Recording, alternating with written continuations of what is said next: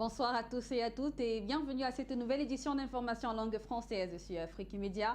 Merci également de nous recevoir chez vous. Ce bulletin d'information, nous l'ouvrons aujourd'hui par la République centrafricaine où le gouvernement a lancé un recrutement massif au sein de l'armée nationale. À ce moment donc, nous entrons dans la phase décisive, celle des épreuves physiques sur tout l'ensemble du territoire national. C'est un reportage signé par Lydiane Dédi. Renforcement massif de l'armée centrafricaine, les jeunes centrafricains à l'affût. 15 846 dossiers enregistrés pour seulement 1023 places au sein des forces de défense et de sécurité en Centrafrique. Le jour fatidique, c'est ce dimanche. Les candidats au test de recrutement de Bangui, Bimbo et Begoua composeront le test sous la supervision du comité mixte du recrutement en Centrafrique. Cette opération de 10 jours, lancée le 5 novembre, a connu un fort engouement. 15 846 dossiers ont été réceptionnés pour 1023 places disponibles.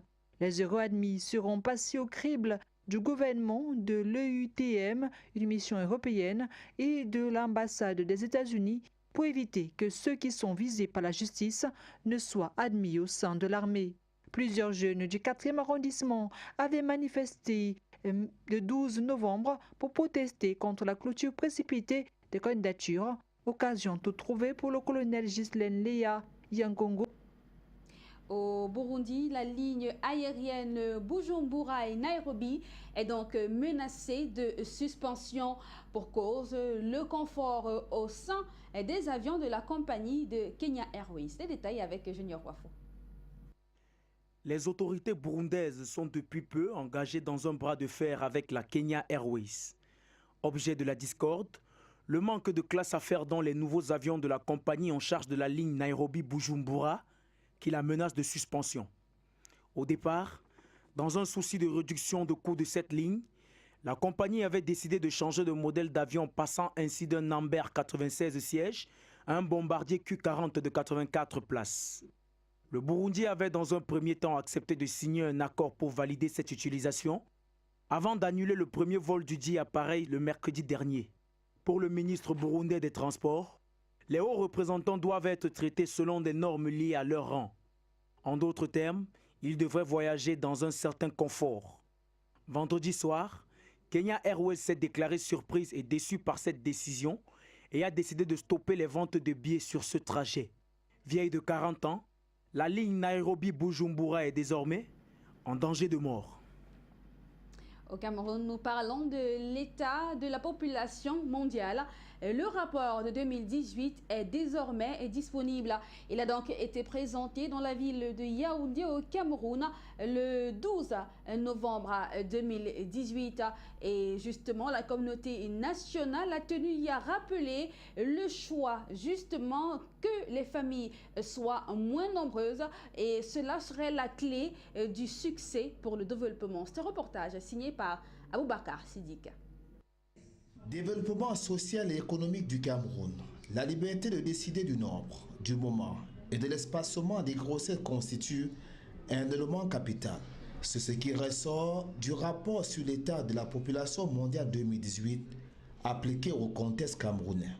Qui a une importance dans le pays, dans la mesure où nous avons des aspects très importants qui ont trait à la promotion de la femme, à la promotion des jeunes et leur accès à des services, des informations et des produits de contraception moderne pour leur permettre de faire le choix sur le moment de constituer leur famille, d'avoir des enfants et le nombre des enfants est le prix avec lequel ils pourraient avoir des enfants. Le dit rapport vient d'être publié à Yaoundé, la capitale du pays, au cours de cette cérémonie conjointement présidée par le Fonds des Nations Unies pour la population et le gouvernement camerounais à travers le ministère de l'économie, de la planification et de l'aménagement du territoire.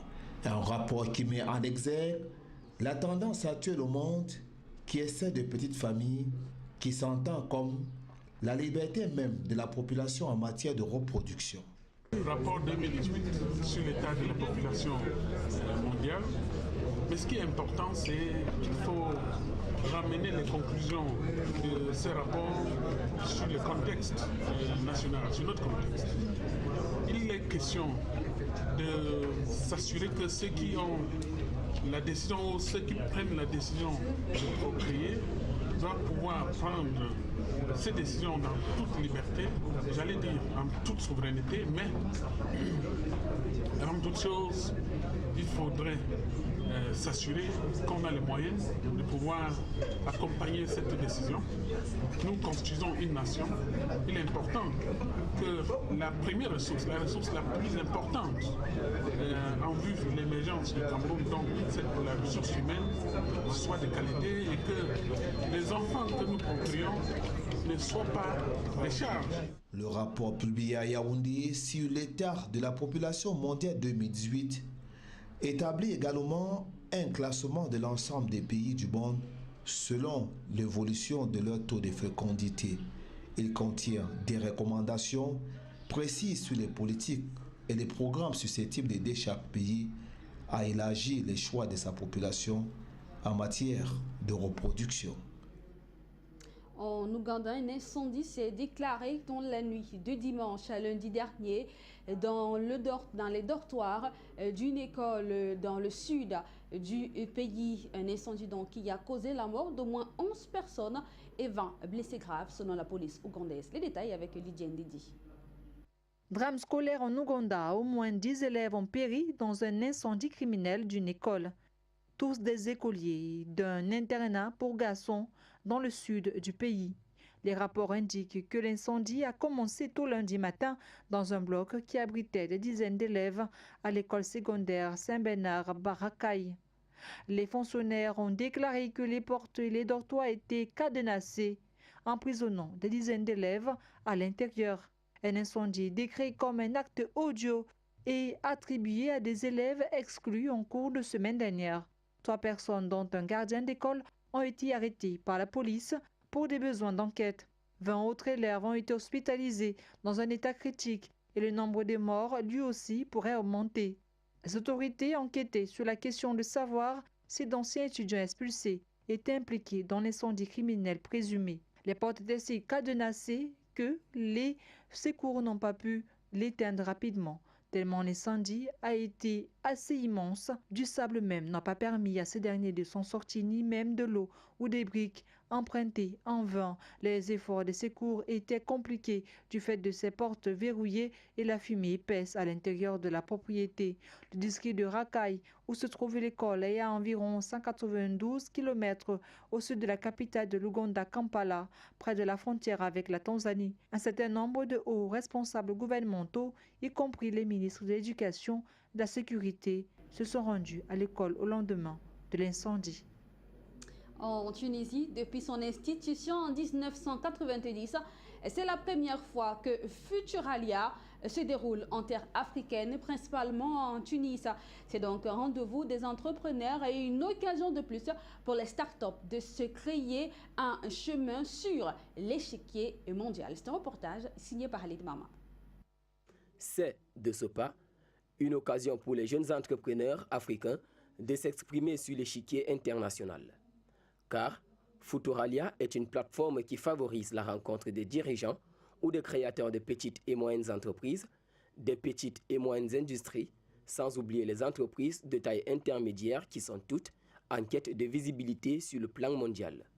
Créée il y a 28 ans, cette initiative vient de la Chambre de commerce de Vienne. Selon Rita Andrea Miharisoa, chargée de mission auprès de la Chambre de commerce de l'industrie France-Madagascar, cette initiative permet aux différentes sociétés de découvrir de nouvelles opportunités de développement hors de leur territoire, ce qui favoriserait la consolidation des liens entre les quelques 600 participants attendus lors de cette rencontre. En Tunisie, le temps sera donc donné aux startups de faire valoir leurs produits, notamment dans les secteurs de l'agroalimentaire, le BTP, la santé, ainsi que les énergies renouvelables.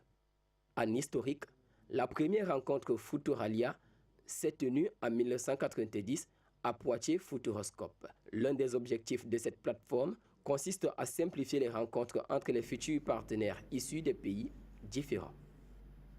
Au Gabon, la banque égyptienne Afrexim Bank a donc octroyé le 12 novembre 2018 un prêt d'environ 20 milliards de francs CFA au pays, ceci donc pour accompagner le développement du secteur du bois. C'est un reportage de Junior Wafo. C'est en compagnie du directeur général de la Caisse des dépôts et consignations du Gabon, en abrégé CDC, que le président directeur général d'Afrexim Bank a concédé le lundi 12 novembre 2018 un prêt de 20 milliards de francs CFA au pays d'Ali Bongo Ondimba. Cet important financement devra alimenter le fonds d'aide pour le développement de l'industrie du bois afin d'augmenter la production et le nombre d'emplois dans la zone économique spéciale de Nkok, compris entre 300 millions et 1 milliard de francs CFA sur des périodes de 3 mois renouvelables pour une durée totale de 2 ans. Ces fonds financeront une cinquantaine d'entreprises de la zone économique spéciale de Nkok, opérant dans l'industrie de transformation du bois. Pour Herman Zundu Binyumba, administrateur général de la CDC, cette initiative contribue à accélérer le développement de la zone économique spéciale de Nkok et encourage les entreprises de la filière bois à s'installer dans la zone afin de bénéficier des avantages que cette dernière offre.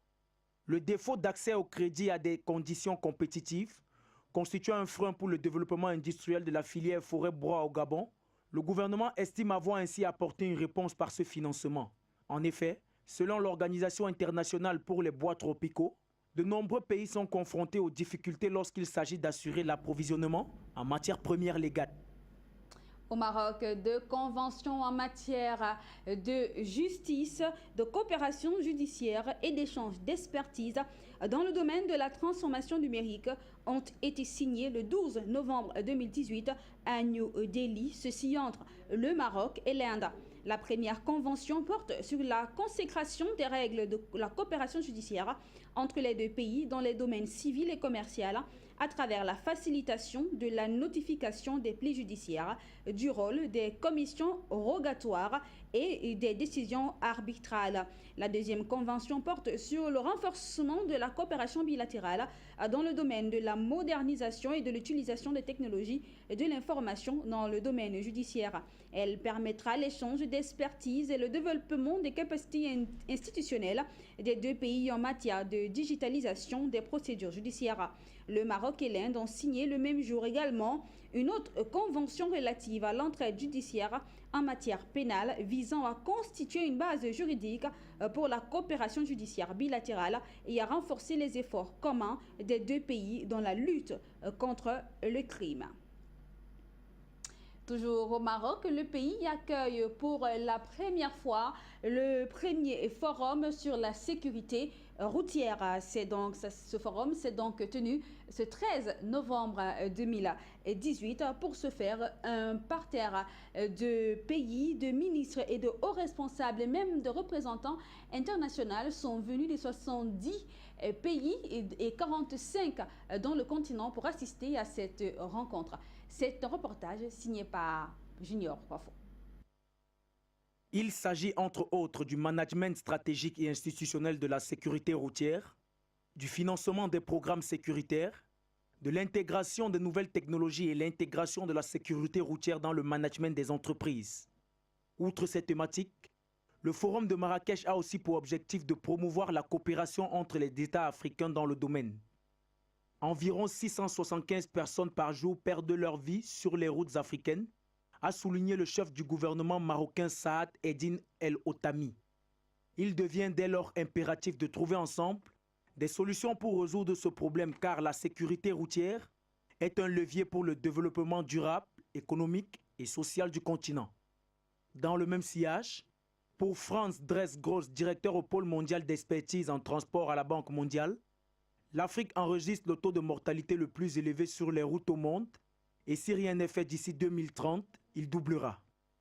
Ce forum marque aussi l'éclosion du premier observatoire africain sur la sécurité routière qui sera annoncé jeudi 15 novembre lors de la fermeture du salon. La cinquantaine de pays africains, les entreprises du secteur privé et public, les ONG présents au Maroc doivent donc élaborer des stratégies car si les choses ne changent pas, les routes seront plus meurtrières en Afrique que le VIH-Sida. L'Union africaine et l'Union européenne ont décidé de venir en aide à la jeunesse, ceci en injectant 10 millions d'euros dans un projet proposé par Youssou N'Dour. C'est donc un homme politique et un artiste musicien sénégalais. C'est un reportage signé par Halid Mama. Appelé African Union and European Union Youth Cooperation Hub, l'initiative multipartite a vu le jour ce lundi 12 novembre 2018. Cette initiative, lancée par la star africaine de la musique, est destinée à la jeunesse de son continent qui, selon lui, est tentée par la migration. Le nouveau mouvement afro-européen a pour objectif de tester de nouvelles stratégies vis-à-vis des défis communs auxquels les deux institutions continentales sont confrontées. Selon Sandy Alibo, une jeune experte auprès des deux organisations, les 10 millions d'euros permettront de mettre sur pied 6 groupes de travail, ceci dans l'optique de rassembler des jeunes entrepreneurs, citoyens et activistes, entre autres. Ceux-là sont issus de 28 nationalités d'Afrique, de l'Union européenne et de la diaspora. Malgré la petitesse du montant proposé aux organisations civiles, comme le juge et l'initiateur Youssou N'Dour, cette initiative afro-européenne devrait servir de transition pour favoriser la création chez les jeunes, un esprit de transformation et d'autonomisation. Elle devrait également pouvoir démontrer les moyens de rapprochement des continents africains et européens dans un partenariat gagnant-gagnant, tout en favorisant l'amélioration des conditions de vie publique et la revitalisation des communautés. C'est au forum sur la paix que justement l'Union africaine et l'Union européenne ont pris ces décisions de venir en aide à la jeunesse. Et parlant toujours de ce forum sur la paix qui s'est tenu à Paris du 11 au 13 novembre 2018, plusieurs initiatives ont donc été prises à la sortie de cette rencontre. Des initiatives qui ont pour objectif de booster